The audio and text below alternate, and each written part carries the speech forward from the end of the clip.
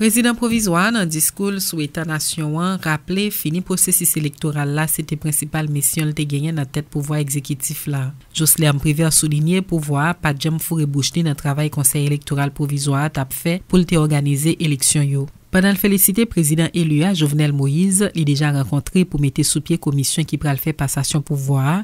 Chef l'État a lancé un appel by candidat qui perdi yo pour faire une opposition constructive.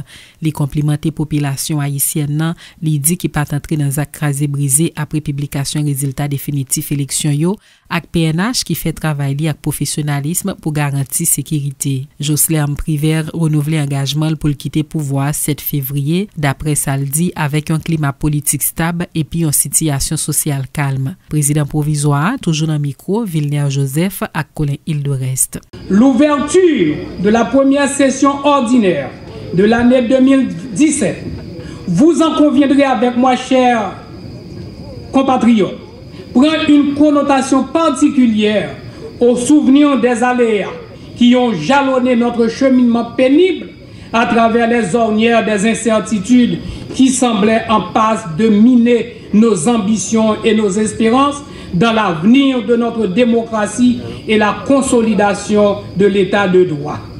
Tout au long de l'année 2016, je ne cesse de marteler qu'un risque de dysfonctionnement menaçait l'ensemble des institutions républicaines en ce début d'année 2017 si des élections libres, transparentes, honnêtes, démocratiques et inclusives ne dotaient le pays d'autorités légitimes à tous les échelons du pouvoir d'État.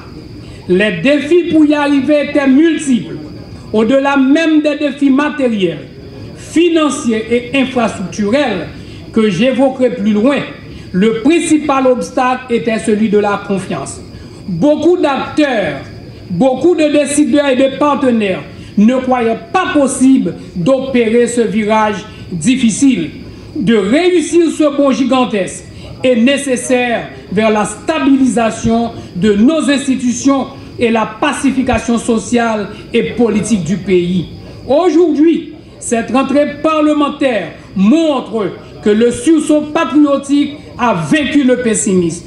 Grâce aux vertus fécondes du dialogue, du travail, de la fermeté et de la détermination, nous sommes arrivés à bon port à doter le pays d'institutions républicaines.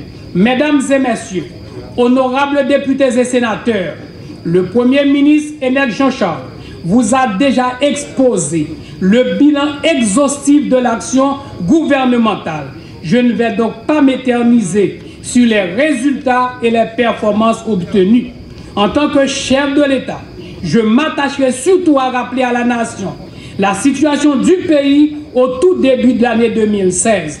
Quand j'ai été élu par vous, honorables députés et sénateurs, pour assumer la magistrature suprême de l'État avec un mandat spécifique, celle de relancer le processus électoral initié en 2015, j'évoquerai ensuite les principaux chantiers et les grands défis qu'il a fallu relever avec tact, droiture, dans une quête permanente du bien-être collectif. Je vous présenterai enfin les perspectives et les espérances pour le pays en cette année 2017. Tout d'abord sur le plan politique. Le spectre du dysfonctionnement des institutions républicaines qui se profilait à la fin de l'année 2014 annonçait déjà que notre pays était entré dans une ère d'incertitude et de turbulence. Les principaux acquis détenus par le peuple haïtien en votant massivement la Constitution étaient compromis. Il fallait au plus vite apporter une réponse politique à cette ambiance délétère propice à toutes les aventures. Les échéanciers électoraux, maintes fois repoussés, devenaient de plus en plus nécessaires et indispensables. Ainsi, elles ont été tenues et le 3 janvier dernier, le Conseil électoral provisoire a publié les résultats définitifs des élections du 20 novembre 2016, consacrant la victoire au premier tour de M. Jovenel Moïse en tant que 58e président élu de la République d'Haïti. Je saisis cette occasion, encore une fois, pour le féliciter et lui souhaiter du succès dans le cadre de ces lourdes responsabilités qui l'attendent.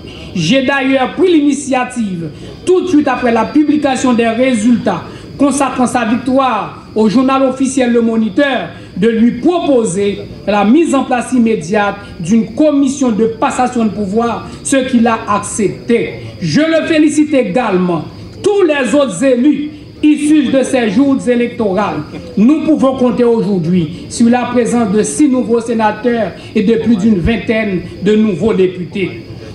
Par rapport à la situation de violence et d'insécurité, la proclamation des résultats du premier tour des présidentielles d'octobre 2015 avait été accueillie sur l'ensemble du territoire par des manifestations de rue accompagnées d'actes de violence, lesquelles se sont poursuivies jusqu'au mois de février 2016. Mon élection à la présidence provisoire du pays, l'ouverture des consultations avec les acteurs politiques et la formation de ce gouvernement de consensus ont permis un ralentissement de ces manifestations et instauré au pays une bénéfique atmosphère de paix et de stabilité.